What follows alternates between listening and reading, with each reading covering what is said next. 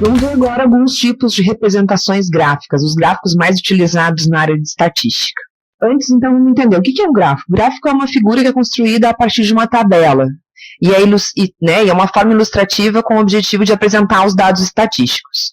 A finalidade principal é proporcionar uma impressão rápida, dando maior facilidade de compreensão do comportamento da nossa variável. Comparando gráficos e tabelas, eles têm objetivos distintos. Se o meu objetivo for dar a ideia de visualização, o gráfico é mais interessante. E já se o meu objetivo é mostrar a precisão, mostrar exatamente o valor que foi medido, a tabela seria mais interessante. Bom, então vamos aos principais gráficos. Primeiro, gráfico de colunas é uma junção, então, de retângulos na posição vertical, onde as alturas dos retângulos são proporcionais às grandezas do que eles estão medindo. Aqui o nosso exemplo é de efetivo rebanho de suíno no Brasil, segundo as grandes regiões, em 1992. Então, se a gente olhar aqui pelo tamanho dos retângulos, a gente consegue ver que o sul, a região sul, é a que tem o maior efetivo de rebanho suíno no Brasil. O gráfico de barras, muito parecido com o gráfico de colunas e muito utilizado um ou o outro, né, já que o objetivo é muito semelhante, seria só uma visualização transposta. O gráfico de barras, então, os meus retângulos são dispostos na posição horizontal, onde, então, o tamanho do meu retângulo dá a ideia, então, da grandeza do que eu estou medindo. O que eu estou medindo aqui são casos notificados de AIDS em 5 estados brasileiros com maior incidência em 92. Então a gente consegue ver que São Paulo é o estado de maior incidência em número de casos notificados de AIDS. Uma das indicações, então os dois gráficos são muito parecidos, barras ou colunas ou barras. As barras são indicadas, recomendadas em detrimento ao gráfico de colunas, quando o nome das categorias são maiores do que a base. Por exemplo, Rio Grande do Sul. O nome é muito grande para colocar pequenininho embaixo desse retângulo se eu tivesse invertido este gráfico e ter feito ele de colunas. Recomendação quanto ao uso dos gráficos de colunas e de barras, quanto aos nomes, os rótulos das nossas variáveis. Se a variável for nominal, a gente recomenda ordenar as colunas ou as barras da maior para menor, para facilitar a leitura de dados. Já se a variável for em escala ordinal, aí respeita-se a ordenação da escala, porque ela traz uma informação importante. Outro gráfico importante é o gráfico de setores, também conhecido como gráfico de pizza. Ele é recomendado quando a gente quer evidenciar o quanto cada informação representa de um total. Cada fatia é uma quantidade, um percentual de um total. Então, aqui é o total de hospitalizações pagas pelo SUS, quanto é de cada natureza. Então, universitário, público e privado.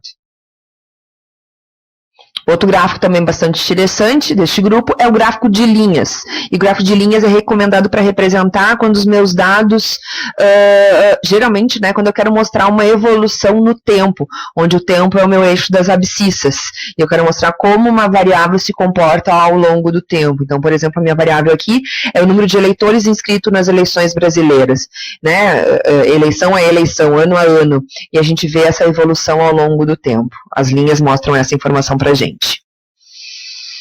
O diagrama de Pareto é um gráfico bastante semelhante ao gráfico de colunas, incluindo agora uma linha de soma dos meus percentuais, uma linha que vai mostrando o acumulado percentualmente, como se fosse a nossa frequência relativa acumulada, esta linha. Então, as minhas colunas, elas vão ser colocadas em ordem, do maior para o menor. Ele é bastante utilizado na área da engenharia, para denotar, por exemplo, problemas de fabricação. Então, aqui, por exemplo, o meu pior problema é a baixa aderência da tinta. E ele corresponde aqui a mais de 50% dos meus problemas. Então, nesse eixo eu tenho os percentuais. O meu segundo problema são as trilhas danificadas. As duas juntas já me dão aqui em torno de 75% dos meus problemas, das causas dos meus problemas. Então, é conhecido como a regra do 80-20, ou seja, uma técnica que separa os poucos problemas vitais como dos muitos triviais. Ou seja, poucos problemas, 2 problemas de fabricação, já resolve quase 75% dos meus problemas. Então, o que Pareto falava se eu pegar 25, agir em 25% das minhas causas, 80% das minhas consequências estariam resolvidas. Ou seja, agindo em 20% dos meus problemas, 80% dos problemas de defeitos estariam solucionados. Com relação às tabelas de frequência para variáveis contínuas, aquelas que a gente criou por intervalos, elas têm representações gráficas especiais, que são o histograma e o polígono de frequência. O histograma, se a gente visualizar, parece muito um gráfico de colunas, só que na verdade os nossos retângulos estão grudados, são justapostos, contíguos. Né, justamente para dar a ideia de que é uma variável contínua, então não teria aquele salto, né, de uma classe para outra. Né? Os retângulos, então, dão exatamente a ideia de frequência em cada um dos nossos intervalos, e olhando aqui, me dá a ideia, esse aqui é o exemplo aquele que ficou de tarefa para vocês, do peso dos bovinos ao nascer, que os nossos bovinos têm peso em torno, né, de 20 a 30 quilogramas ao nascer.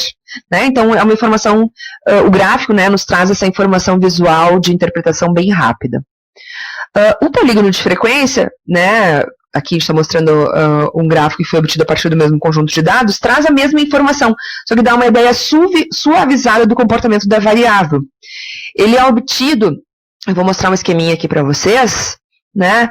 Ele vai ser obtido como, a partir do histograma, eu vou marcar pontinhos em cima de cada um dos retângulos do meu histograma, né? E a primeira e a última classe anterior e posterior, tiro, como se eu tivesse apagado os meus retângulos e uno com retas, juntando estes pontos do centro lá dos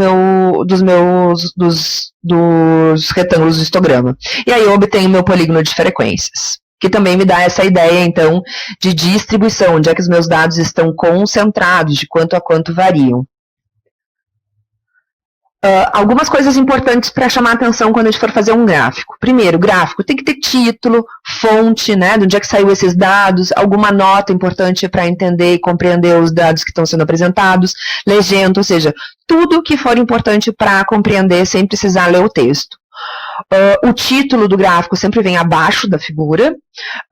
Sugere-se que o gráfico tenha um formato quadrado para evitar problemas de escala que poderiam atrapalhar na interpretação. E intervalos iguais sempre deve ter as mesmas medidas, né? Devem ser permanecidas as medidas na escala, para não dar problemas de interpretação dos nossos gráficos. Na sequência, a gente tem vários exemplos de manipulação dos gráficos. Né? Quanto mudar uma escala, às vezes, a gente consegue mudar a percepção do que a gente está mostrando. Eu vou chamar a atenção desse primeiro e fica os outros para vocês darem uma olhada depois. Vejam que eu tenho 2 gráficos que me mostram a mesma informação. O resultado final das eleições na Venezuela. Neste aqui, inclusive na manchete chama a atenção, de que um candidato ganhou com pouquíssima margem de diferença em relação ao outro candidato. Já nesta outra reportagem, mostrando os mesmos valores, vocês vejam, os valores são os mesmos, só por diferença de arredondamento, mas a gente olhando o gráfico, a diferença parece absurda de um candidato em relação ao outro. Então, mostrando o quanto usar gráfico a gente pode, né, já que ele dá essa ideia de interpretação visual muito rápida, passar uma ideia errada também a partir né, uma ideia errada dos nossos dados a partir dos nossos gráficos. Cuidado então, pessoal. Mais exemplos na sequência.